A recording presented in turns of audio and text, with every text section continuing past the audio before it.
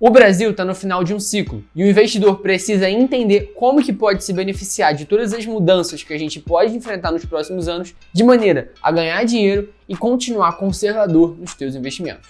Bom, galera, no vídeo de hoje a gente vai te mostrar justamente o que está acontecendo na economia brasileira e o que eu acredito que pode vir a acontecer nos próximos meses e anos. E antes eu já quero deixar bem claro aqui que o objetivo desse vídeo não é te dar nenhuma previsão do que vai acontecer no futuro, e sim tirar conclusões a partir do que a gente enxerga atualmente na economia brasileira, tá? Ou seja, eu não quero ser aqui o cavaleiro do apocalipse falando que vai ter tal crise, tal coisa ali. Eu quero só falar fatos que podem trazer pra gente uma conjuntura de investimentos e uma tese que faça sentido. Então vamos embora pro que interessa.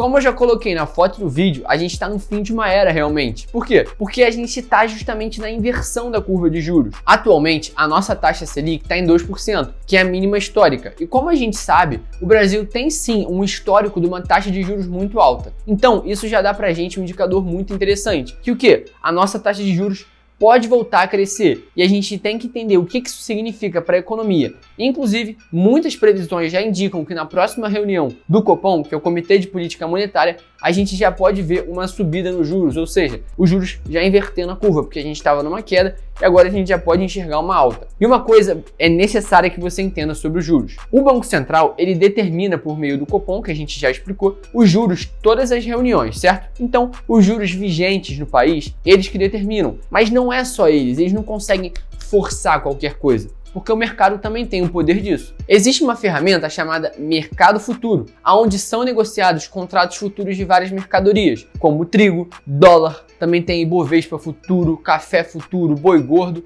e outras mercadorias no mercado internacional. Dentre essas mercadorias também tem a taxa de juros. E é lá onde as expectativas dos investidores têm aí uma previsão de qual vai ser a taxa de juros. E no caso, o Banco Central não tem como intervir nisso. Então, a nossa taxa de juros longa, como vocês estão vendo aqui na tela no meu computador, a gente está aí com a taxa de juros, o DI futuro, de 2035 em torno aí de 8,11%, tá? Ou seja, a gente está realmente vendo um movimento de alta. E se a gente colocar aqui outros DIs, vamos colocar aqui, por exemplo, sei lá, 2025, 10 anos a menos do que a gente tinha colocado. A gente pode ver aqui, no caso, que o DI está em 10%, ou seja, a gente pode ver sim um movimento de subida dos juros. E o que isso significa e quais setores da bolsa ou os fundos imobiliários que podem se beneficiar disso? Atualmente, a gente está num momento que a gente pode ver, por exemplo, os juros reais negativos. O que seria o juro real negativo? Se você pegar a nossa taxa de juros e subtrair a inflação, que é o poder de compra do dinheiro, você pode ver justamente que a taxa real de juros está negativa, ou seja, o valor do tempo está negativo. Isso está acontecendo em vários lugares ao redor do mundo.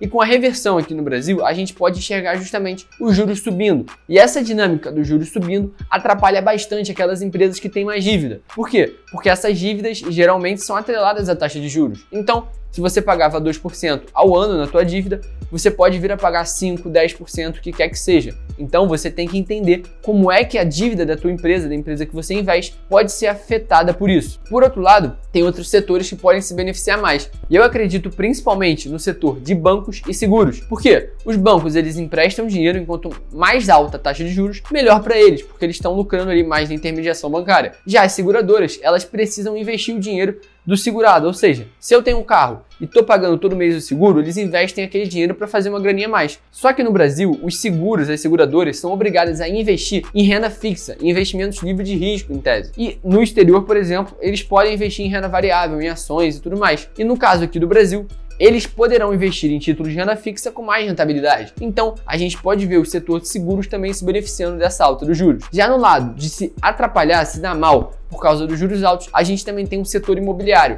Por quê? Porque eu acredito que até 5% os juros até são aceitáveis para você financiar um imóvel. Só que a partir disso, começa a ser inviável. E muitos setores na economia, como o varejo e o setor imobiliário, podem se dar mal por isso. Porque no varejo também, a gente acaba vendo os juros de você parcelar um eletrodoméstico, um celular, ou o que quer que seja, muito mais altos. Então, principalmente o setor de varejo e imobiliário devem se dar muito mal por causa da crise, principalmente pelo fato de ser mais difícil o acesso ao dinheiro. Então, justamente justamente vai ser um desestímulo ao consumo. E por isso a gente pode ver essa reversão atrapalhando justamente os setores que a gente falou. Os fundos imobiliários, em geral, eles tendem a ter uma correlação negativa com os juros futuros. Ou seja, se um sobe, o outro cai. E como você pode ver no vídeo que vai aparecer aqui no card, a gente já te explicou isso.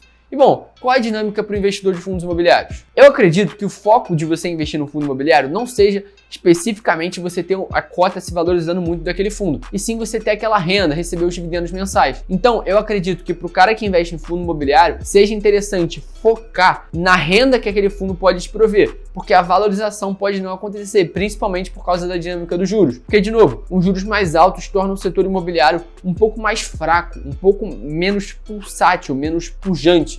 Então, é importante que você entenda isso como investidor de fundos imobiliários também. Ao mesmo tempo, o setor imobiliário se beneficia da inflação pelo seguinte motivo: grande parte dos contratos são indexados ao IGPM, que é o Índice Geral de Preços, e isso já traz pra gente um novo reajuste. Por quê? Você vai estar sempre ganhando dinheiro de acordo com a subida da inflação. E eu tô aqui com os dados. E o IGPM acumulado dos últimos 12 meses aqui no Brasil atingiu 28,9%, ou seja, uma inflação realmente galopante. E depois de 95, depois do Plano Real justamente, a nossa inflação máxima do IGPM foi de 33%. Então a gente está atingindo um nível bem próximo ao nosso pior momento da economia em termos de inflação. Então é importante ficar atento a isso. Já o IPA, que é o Índice de Preços ao Produtor Amplo, atingiu aí 40,1% e a máxima dele foi de 43,6%. Então é importante o investidor estar de olho nisso tudo, porque no final das contas isso reflete no seu poder de compra. Então, por exemplo, uma empresa como a Ambev, M.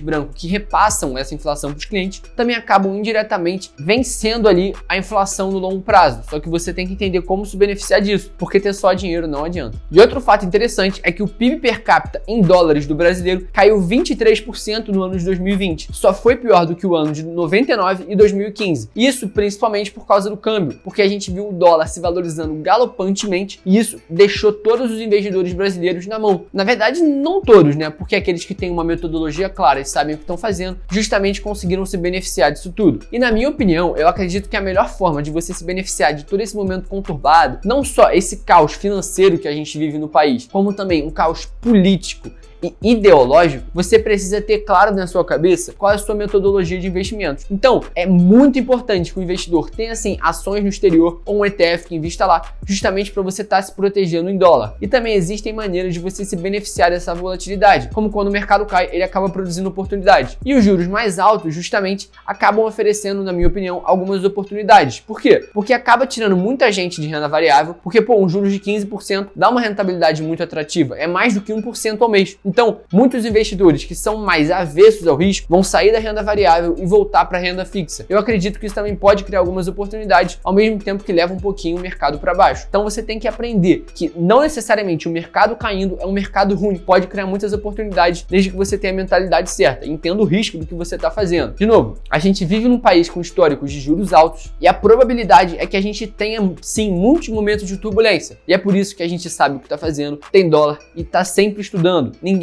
sabe mais do que ninguém. É sempre um reaprendizado todos os dias e você tem que ter muita ciência na tua cabeça de que você tem que estar sempre ligado na tua metodologia, porque você comprou e esse motivo de você comprar seria o mesmo que faria você vender. Então é muito importante você ter isso bem claro na sua cabeça. Se você quiser mais conteúdo sobre macroeconomia, investimentos, não deixe de se inscrever no canal e deixa a tua curtida. Se você não quiser se inscrever, até não se inscreve, só deixa a curtida para o algoritmo entender que você gosta desse tipo de vídeo e que eu realmente estou agregando valor para você. Tamo junto, é só o começo e eu vejo vocês no próximo vídeo. Fui!